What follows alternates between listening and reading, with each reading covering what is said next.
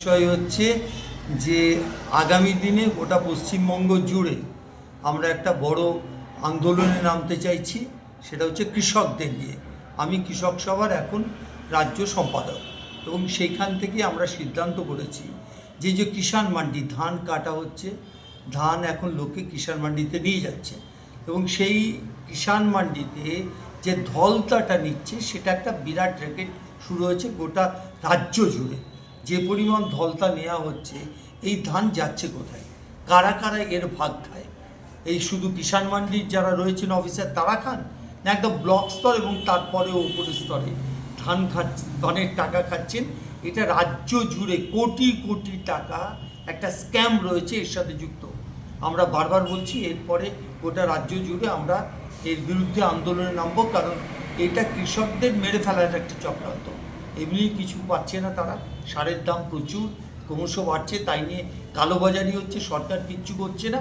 আবার নিজের পয়সা খরচ করে যখন ধান চাষ করছে, সেই ধান চাষের টাকাটা পাওয়া যাচ্ছে না, কারণ যত পাওয়ার কথা ধলতা বলে, এটি অদ্ভুত শব্দ, সেই ধলতা বলে সেই একটা বড় কুইন্টাল প্রতি 6 কিলো 7 কিলো পরিমাণ ধান, এমনকি 10 পর্যন্ত এই বহু জায়গাতে কেটে নিচ্ছে। এটা এক।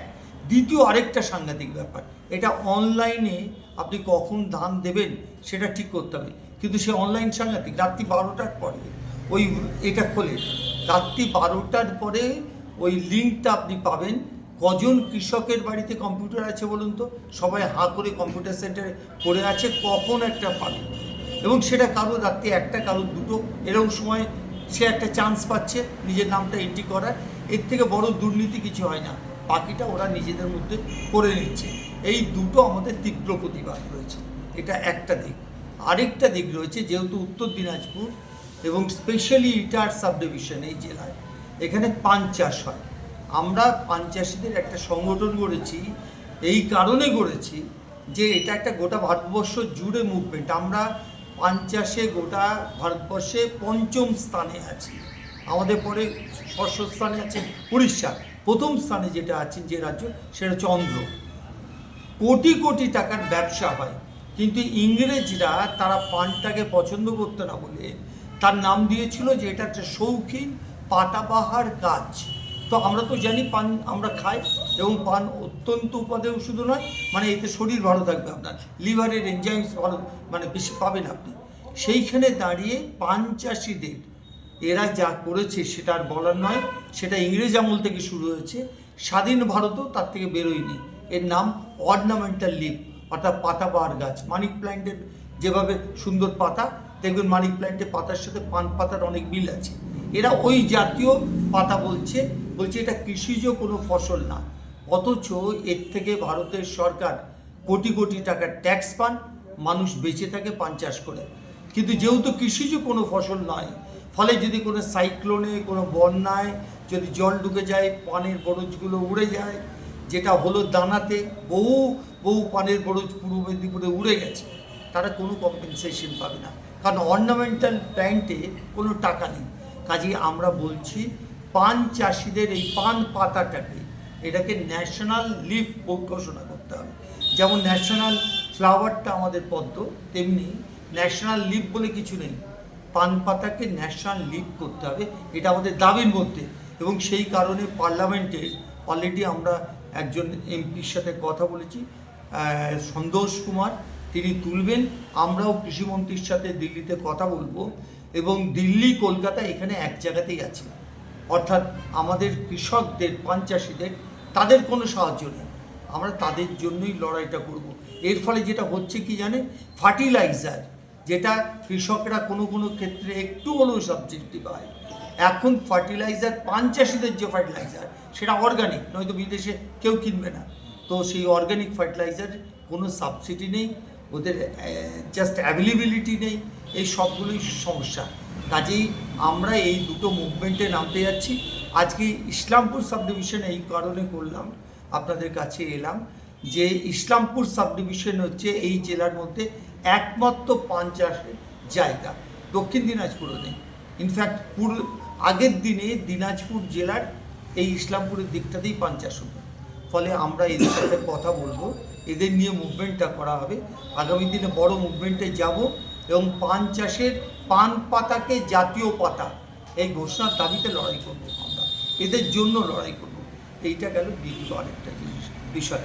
এই দুটো বিষয়কে মাথায় রেখে আমি বলছি, একদিকে এই ধলতা মানুষদের ঠকানো, সারের অ্যাভেলেবিলিটি করা, এটা কৃষকদের, আরেকটা অন্য দিকটাতে সেটা হচ্ছে পান পাতাকে জাতীয় পাতা ঘোষণা করে কৃষিজ ফসল হিসেবে যা যা প্রাপ্য তা দেওয়ার জন্য লড়াই।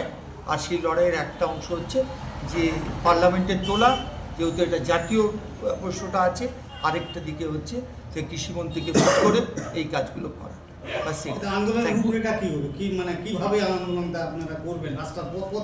এক নম্বর কথা হচ্ছে যে পান চাষিদের নিয়ে কোনো সংগঠন কখনো ছিল না, এটা এক। যেমন প্রথম আন্দোলনের স্টেপস হচ্ছে যে আমরা এদের একটা প্রতিনিধি টিম তারা দিল্লিতে নিয়ে যাচ্ছি এবং তারা কৃষিমন্ত্রীর সাথে সরাসরি কথা বলবে, এইটা একটা। যদি এইখান থেকে কথার ভিত্তিতে আলোচনা ভিত্তিতে হয়ে যায় তাহলে ভালো, যদি না হয় তখন আমরা এই যেভাবে মুভমেন্ট করে সমস্ত পান যায় কিসে, পান মূলত যায় ট্রেনে যায়। আগে মধ্যেখানে কমরেড গীতা মুখার্জি যে পান যেন পাঠাতে পারে সেই জন্য বিশেষ ধরনের ওয়াগনের গাড়ি সেটা ব্যবস্থা করেছিলেন, এখন সেগুলো বন্ধ হয়ে গেছে। আমরা এই দাবিতে যে কোনো স্টেশন যেখানে হয় ইসলামপুর থেকে যেভাবে পাঠায় সেই ট্রান্সপোর্টগুলো বন্ধ করে দেবো, ডেট করে দেবো একদম। রেলতে যদি পাঠায় তাহলে রেল অবরোধ করবো। এই সব জায়গাতে যে জায়গায় যেটা আছে সেই জায়গাতে জানান দিতে হবে মানুষের কাছে যে এই পান চাষিদের শুধু নিজেদের বাঁচার জন্য না, সরকারকে বিরাট টাকা রেভিনিউ দেয়, কাজে এইটা একটা। আর ধলতা নিয়ে আমরা কিষাণ মান্ডিকে অবরোধ করবো খুব তাড়াতাড়ি, যদি তারা না চেঞ্জ করে নিজেদের এই চুরি আর লুট ধানের, এটা যদি বন্ধ না করে। আর রাত্রি 12টায় কৃষকদের জন্য লিঙ্ক দেওয়া, এর থেকে বড় জোচ্চুরি আছে নাকি কিছু?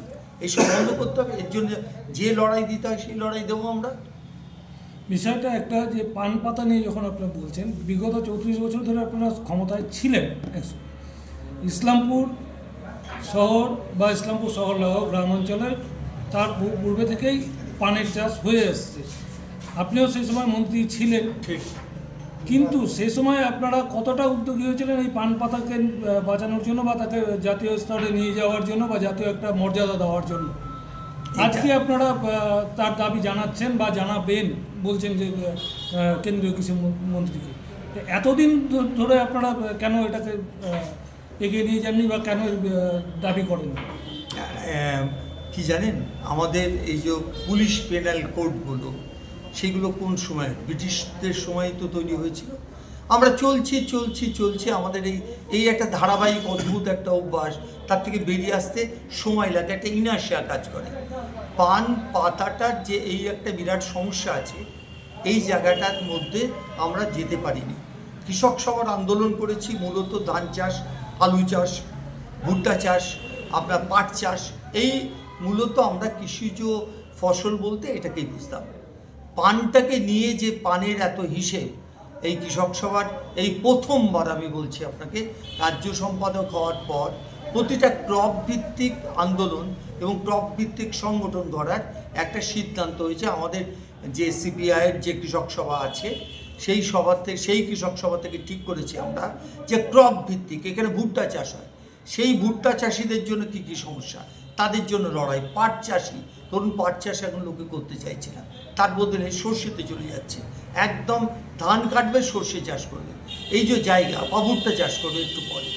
এই জায়গাগুলোতে যে প্রবলেমগুলো হচ্ছে, মূলত সারটা একটা বড় ফ্যাক্টর, সেই ক্রপ ভিত্তিক সার। আমরা এদের জন্য আলাদা করে ছোট বডি তৈরি করে কৃষক সভার অধীনে অনেকগুলো গ্রুপ তৈরি করব। তার মধ্যে পান এই প্রথমবার এসছে, এটা আপনি ঠিকই বলেছেন। এটা 34 বছরের ঘটনা নয়, কৃষক আন্দোলন তো সেই কত স্বাধীনতার আগে 1936 সালের কথা, সেই সময় থেকে তো কৃষক সভা আছে। আমরা ওটাকে খেয়ালের মধ্যে রাখতে পারিনি, এটা আমাদের দুর্বলতা বলতে পারেন। কিন্তু যখন মনে হয়েছে যে 600 কোটি টাকার ব্যবসা করছে এবং বহু কোটি টাকা রেভিনিউ দিচ্ছে সরকারকে, তো এদের অসুবিধাগুলো কোথায়, ক্রপ যখন দেখতে শুরু করলাম তখন দেখলাম পানের ক্ষেত্রে এটা একটা বড় ভয়ানক জায়গা দাঁড়িয়ে আছে। আমরা সিদ্ধান্ত করে পান চাষিদের একটা সংগঠন আজ থেকে মাত্র 3 মাস আগে তৈরি করেছি, তার রাজ্য সম্মেলনও করে ফেলেছি 2 মাসের মধ্যে। কারণ পান চাষ মূলত হয় পশ্চিমবঙ্গে পূর্ব মেদিনীপুর, সেই পূর্ব মেদিনীপুর নিয়ে আর কিছু সাগরে হয়, আমাদের সাগর দ্বীপে হয়। এই দুটোকেই মূলত জেলা করে আমরা রাজ্য সম্মেলন করেছি। কিন্তু ইসলামপুরটা যেহেতু আমার নিজেরও জেলা বলতে পারেন, উত্তর দিনাজপুর, এই জেলাতে আজকে এসছি এদের সাথে কথা বলে। কমরেড পবন যাদব আছে, যার সাথে যোগাযোগ আছে, ওদেরকে বোঝাতে হবে যে আসলে ওদের জন্য লড়াই, যাদের জন্য লড়াই তাকে না বোঝালে তো হবে না।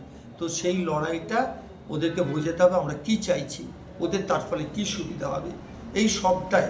এমনকি এখান দেশ থেকে বিদেশে পাঠানোর জন্য যে বহু এক্সামিনেশন হয়, পান পাতা অর্গানিক ফার্টিলাইজার দেওয়া হয়েছে কি হয়নি। বহু আছে যে পান পাতা নিয়ে গেল চাষি, একদম ভালো মিষ্টি পান পাতা, ওখানে ঘোষণা করলো যারা ওটা দেখে যে না এর মধ্যে জৈব সার দিয়ে হয়নি, এটা অজৈব সার বা রাসায়নিক সার দিয়ে হয়েছে, ব্যাস বাতিল হয়ে গেল। কারণ বিদেশে এটা জৈব সার ছাড়া কিছু হবে না। তো আমাদের সংগঠনটা গড়তে হবে, তো ওদের নিয়ে দাঁড়াতে হবে, তো ওই লোকগুলো ঠিক বলছে না, ওরা পয়সার জন্য কথাটা বলছে, এটা বোঝা দরকার। তো কারণ দেশটা কতটা ঘুষের ওপর দাঁড়িয়ে আছে, আদানিকে নিয়েই তো বুঝতে পারছেন। এখন কোটি কোটি টাকা ঠকিয়েছে মানুষদের, শেয়ারে গন্ডগোল করে দিয়েছে। এরাই তো এখন গোটা আমাদের যে সিস্টেম, একদম এগ্রিকালচার সিস্টেম, সেই সিস্টেমটা কিন্তু ধরে নিয়েছে একদম। এবং নতুন করে আইন করানোর জন্য চেষ্টা তো এই কারণে, কৃষকদের এত বড় মুভমেন্ট দিল্লিতে এই কারণেই তো, যে হোর্ডিং করতে দেবো না আমরা, আর আদিনারা হোর্ডিং করতে চায়। তো এই অনেক সমস্যা আছে। এমনকি পান চাষি যখন পান চাষের পানকে নিয়ে এলো, পান পাতাকে, দেখা গেল যতটা ওয়াগনে ভর্তি হয়েছে তারপর রয়ে গেছে, কোথায় রাখবে? কোনো এয়ার কন্ডিশন তো কোনো স্টোরেজ নেই। তারা টাকা দেবে কিন্তু কোনো স্টোরেজ নেই, কোনো cold storage, multipurpose cold storage. আপনাদের এখানেও একটা আছে, আমার একটা ভূমিকা ছিল সেই কোল্ড স্টোরেজ তৈরি করার পেছনে, বিদ্যুৎ দেওয়ার ব্যাপারে উত্তরবঙ্গ উন্নয়ন পর্ষদ থেকে। তো এখানে মাল্টিপারপাস কোল্ড স্টোরেজ, এটা আলুর নয় শুধু, কিন্তু আলু রাখা ছাড়া কিছু রাখে না। এখন এই পান পাতাগুলো তাহলে কী হবে? 3 দিনের মাথায় আপনি যদি ওইটাকে না প্রপার স্টোরেজ করেন, পান পাতা বেঁচে থাকে 3 দিন ওই গাছ থেকে কাটার পর, জাস্ট 3 দিন। তো 3 দিনের জন্য তো আপনাকে একটা ব্যবস্থা করতেই হবে, যে পাঠাবেন সে পাঠানোর জন্য প্যাকেজ তো ওই রকম তৈরি করতে হবে যে যার মধ্যে ও সেফ পাতাটা। তো এই সবগুলোই হচ্ছে কারণ মুভমেন্টে, এইগুলো সবই ছিল। তবে পান পাতা নিয়ে প্রথম লড়াইটা, যে ওয়াগেন, ওই রকম ওয়াগেন যেখানে হাওয়া চলে, এরকম ওয়াগেনের কথা প্রথম বলেছিলেন কমরেড গীতা মুখার্জি। এবং সেই গাড়ি এতে একদম দাঁড়াতো, মেচেদাতে দাঁড়াতো, সেখানে পান তুলতো এবং সেটা বম্বে বেলের সাথে জুড়ে যেত, ওটা বম্বে চলে যেত, বিরাট পান পাতা একটা ভর্তি ওয়াগেন। তো সেসব বন্ধ হয়ে গেছে। আমরা আবার নতুন করে শুরু করেছি যে শুধুমাত্র পান পাঠানো নয়, পানের মর্যাদা, জাতীয় পাতার স্বীকৃতি, এই সবগুলোই, এবং কৃষিজ ফসল হিসেবে তাকে ধরে রাখা, এই সব দাবিগুলো নিয়েই রাস্তায় নামছি আমরা। কতদিনের মধ্যে এই আপনাদের প্রক্রিয়া শুরু হবে বলে আশা করছি? না, প্রক্রিয়া তো শুরু হয়ে গেছে অলরেডি। আমরা তো চিঠি দিয়েছি, সন্তোষ কুমার কৃষিমন্ত্রীর কাছে ডেট চেয়ে পাঠিয়েছে, ডিসেম্বর মাসে আমরা মিট করব, কথা বলবো। কাজে পদ্ধতি তো চালু আছে। এখন একটু একটু একবারে লাভ দিয়ে তো সবটা হবে না, কিন্তু আপনাদের সামনে এখানে ব্রিফিং করলাম যে অন্ততপক্ষে এই জেলার মানুষের কাছে এই বার্তাটা শুরু হোক যে আমার পান পাতা যার আমরা চাষ করি তার একটা জাতীয় মর্যাদা পাওয়া সম্ভব, এবং আমি যে একটা কৃষি ফসল করি সেই ব্যাপারটাও তার কাছে পরিষ্কার হওয়া উচিত, এবং তারা নিজেরাই জানে যে তারা কি পেতে পারে। আমাদের মুভমেন্টটা সেই কারণে।